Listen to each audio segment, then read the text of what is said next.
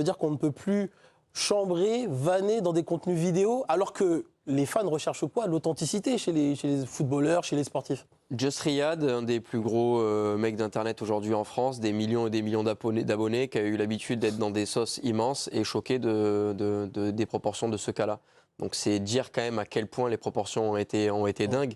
Mais comme tu dis, ouais, on va se tourner vers quelque chose qui fait qu'on n'aura plus ce genre d'échange. Je sais que moi j'ai l'habitude de travailler aussi avec Zach qui propose avec Zach en roue libre Zach Nani. voilà, Zach Nani qui propose des contenus où on a l'habitude de voir des acteurs du football ou autres venir se libérer un petit peu et en dire un peu plus. Je me rappelle d'un épisode avec Longoria où Longoria avait appris plein de choses.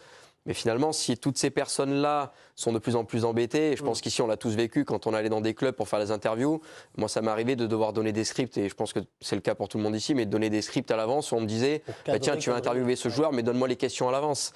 Ça reste quand même assez problématique parce que si on doit filtrer mes propres questions et que je dois les donner à l'avance, c'est quand même un problème, c'est-à-dire que finalement tu truques un petit peu l'interview. Bien sûr. Donc on va se rapprocher de quelque chose. T'es pas Élise Lucet non plus, quoi. Mais bien sûr, mais moi je suis là pour piéger personne.